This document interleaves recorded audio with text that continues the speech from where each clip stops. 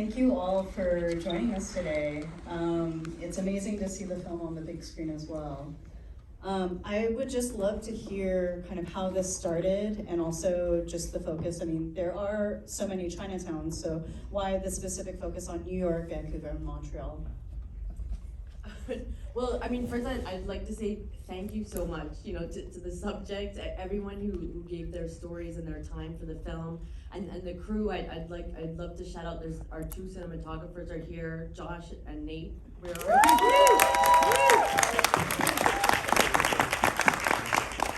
you? And also so many of the community storytellers. There's Eric, Holly. Naomi couldn't be here, but people who helped. Also give us footage to make the film possible, so thank you so much.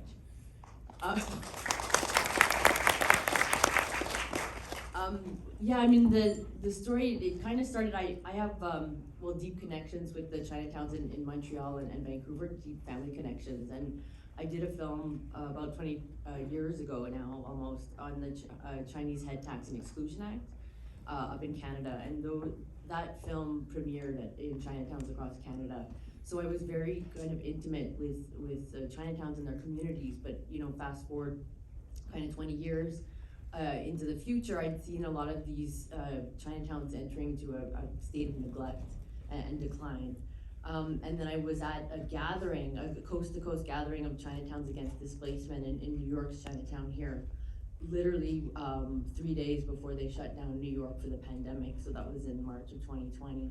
But in that short space where I could be together with other Chinatowns in person, I met Gary and May, and I discovered, because the other people knew about this amazing place called Wo in New York's Chinatown.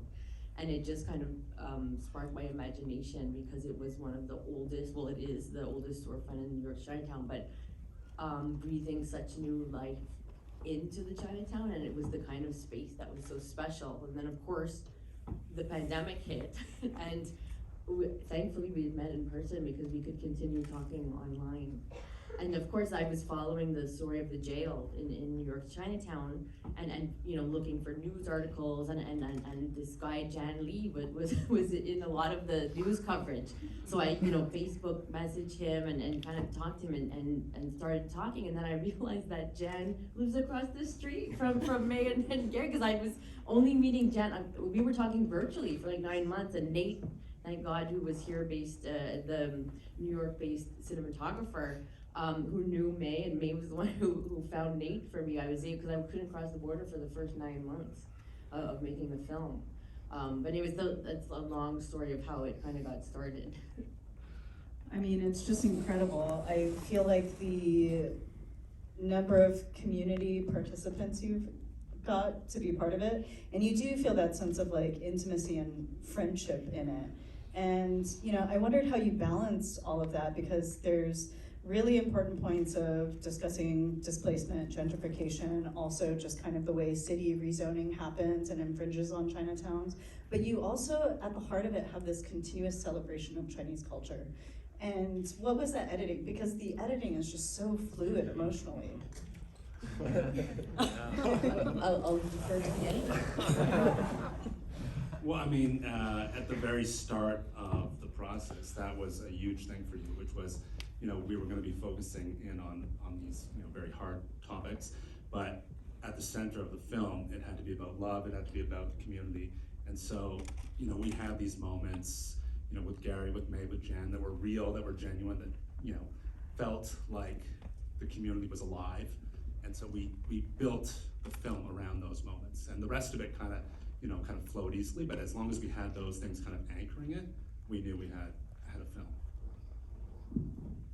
Yeah, it's just pretty beautiful. And then in terms of, hearing and seeing filming happening during the pandemic, I guess, what was the process like? Because, noting the cinematography, it's absolutely gorgeous. And how did you approach that, also being in Canada, and like you noted, just trying to come back and do filming here, as well as trying to do it in Vancouver and Montreal. So what was that like? Well, I mean, I think aesthetically, and we talked with the cinematographers, one thing we really wanted to do was enter into the Chinatown spaces. Like we really wanted to bring people beyond this kind of tourist facade that everyone experiences as Chinatown. And I wanted to have the audience experience the Chinatown I knew, like growing up when my grandmother would bring me to Chinatown and, you know, into this place that she was born. So we got into the back, and often the camera moves through spaces, down into spaces, into back kitchens, so you can see the other side. Like May has this shot of her looking out from the shop outwards instead of us just looking inwards, and that was a conscious choice. But so much of it was, you know, Nate being very intimate, knowing the family and being inside the space, and sometimes the restrictions around COVID, like we had to be a very small crew, sometimes no sound person, sometimes just one camera person. So it was kind of that intimacy and authenticity we were trying to capture, like the inside story of the Chinatown.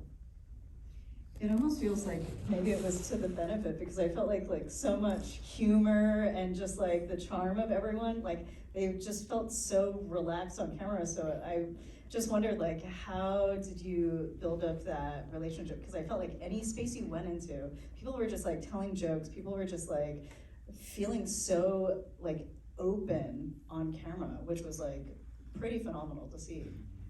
Well, maybe I think the subject should answer how you felt being filmed. Boy. Most of my life, I operated from a place of no talking. I come from a generation, a baby boom generation, and culturally, you know, don't bring attention to yourself, good or bad. Don't talk about your children, and if you do, you're dumb or ugly. And when they took over the business and started inviting all this young, new, creative maker energy, it really, I felt very inspired by this free flow of energy that was flowing through the door every day. And the conversations I had just opened me up. So you see me getting, losing water from my eyes and my voice trembling. But the comfort I felt with Karen and Nate was very natural. Natural in the sense that I've been waiting to tell these stories for so long. So I feel liberated. I feel like a butterfly.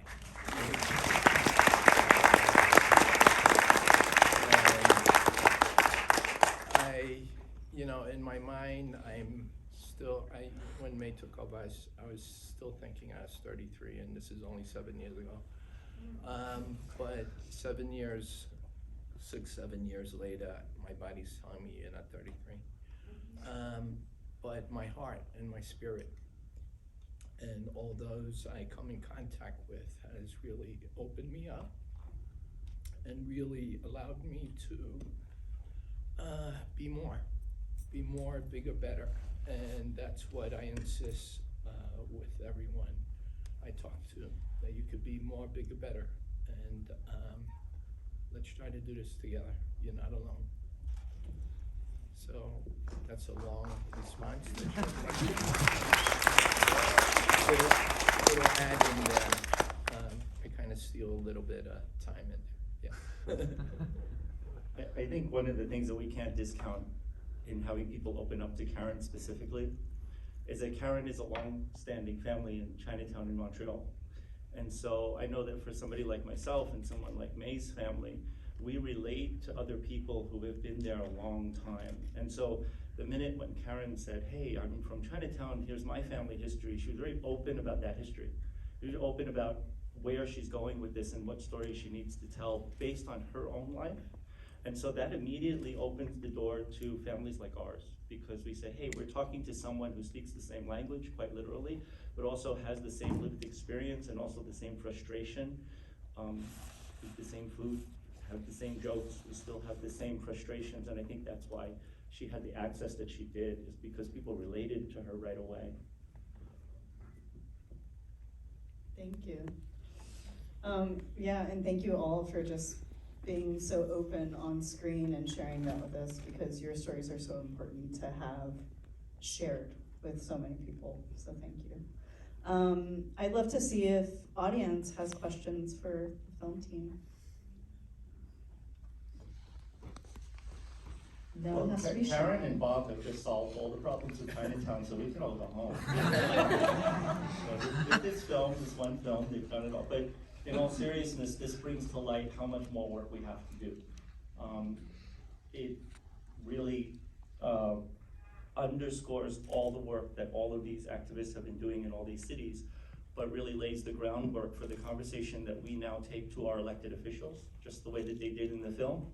And we use this film, we use the work that has been 3 years in the making that your team has done, and we force people to look at it. We force people to watch. And I think that's a very important hallmark and a milestone from this point. We're gonna show you what this is, the condition that we all face. What are you gonna do about it? That's a very important place to start, and so for that I thank you and your team for bringing beauty to it, but also a very strong message. It's up to you to, now that you're aware, now that you're educated, and now that people who come to visit Chinatown, people who grow up in Chinatown, get up off your ass and start to become a part of this solution, because it's fleeting. We've seen it over and over again. We don't want to be the last ones holding the door as the last person leaves Chinatown. And so that's the message to our sitting council members, our assembly, our senates, and in Canada, all of the administrations that you guys have to deal with. Force them to watch this. This should be required watching.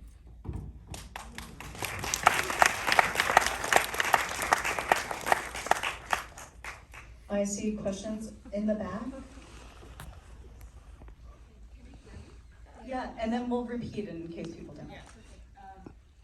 Thank you so much for making this meeting happen. I imagine it's very difficult, especially in the COVID international collaboration.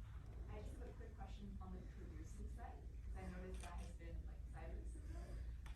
Can you tell us a little bit about, I noticed also the funding organizations all come from Canada instead of the US. Like, what are some of the difficulties that you encounter in financing this project? Especially in this COVID period. I mean, thank you for the question. I think that we financed the film based on Karen essentially and her vision, and it's sort of a longer conversation about the, access to public funding for documentary filmmaking and for the arts in a lot of Western countries versus the United States, where it's really private based, and there's a lot of government funding in Canada, so there's a whole system kind of thing. So we're fortunate is the short answer. But I do think that there was something interesting that happened during, the film became a lot more urgent as it was happening. And so there was like a kind of an energy that got injected all through the film, even though it was harder to actually make. It was becoming more kind of visceral as it was happening. It was like, we saw the spike in violence that the people backing the film were understanding that as well. And so there was a sort of synergy there that was helpful.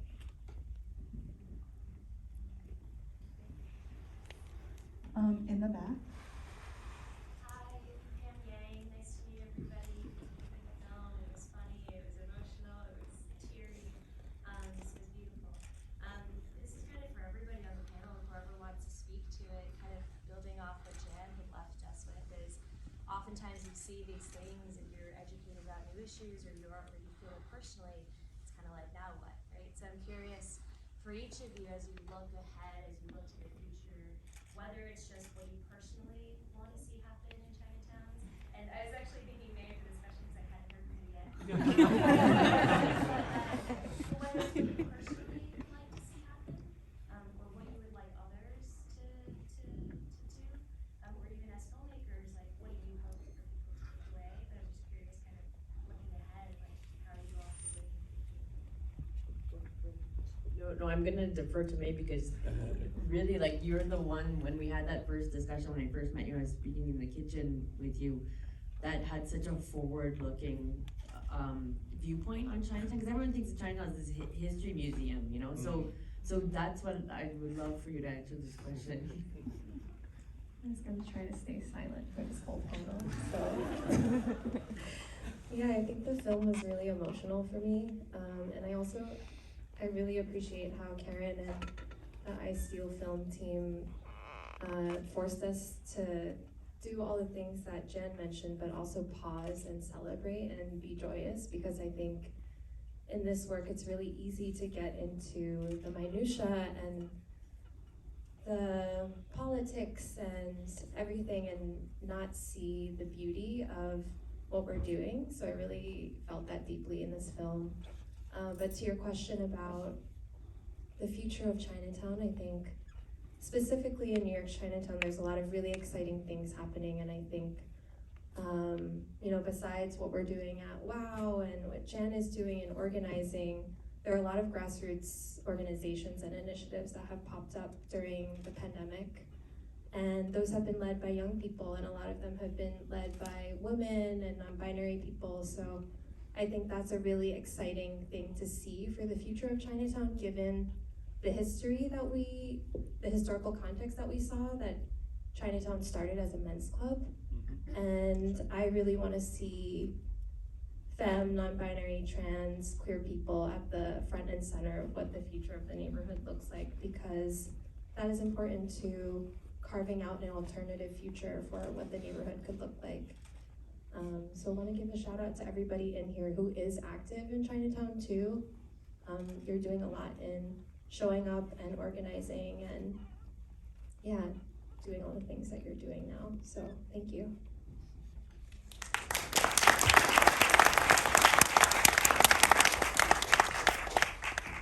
Also to that point, I just wanted to point out some of the folks that are in the room today with us. The co-founder of Welcome to Chinatown, Victoria Lee, Pam Yang, who just spoke, who helped make that 2,000 person rally happen. Great supporter and member of NUBC. Grace Young is in the back, a James Beard award-winning cookbook author. She calls herself an accidental activist, which is very true. She's been promoting businesses, specifically KK Discount that you've seen in here. Roger Lee, who's from Chinatown, who's also an ABC producer, who's really pushing to get AAPI representation in programming. And so there's so many. May, of course, the WOW Project, Amy Chin, who runs Think Chinatown. These are the roots of where we're headed. These are phenomenal nonprofits and people, individuals who are moving Chinatown in a direction that maybe the elders of Chinatown never conceived could happen. A lot of it is moved by social media. A lot of it is using our modern technology to move us beyond the walls of Chinatown. And so in as much as governments may want to hem us in, it's the horses left the barn. We are, through films like this, through groups like Welcome to Chinatown, the people that I mentioned, we are bursting beyond the seams of Chinatown. And I think that's where people have to understand the Chinatowns of North America are all under threat. And you could talk to actually Grace about this later, about us supporting Chinatown campaign. About supporting Chinatown campaigns that are in effect right now. Neighbors United Below Canal really galvanized people around a singular issue, which is not to build a gigantic jail in Chinatown, but we're also part of the solution. We're part of offering a solution to this plan. And so I think in as much as you can say no to everything, you also have to have solutions ready for your government to accept. And they have to be well thought out with expertise, and I think that that's what we've done.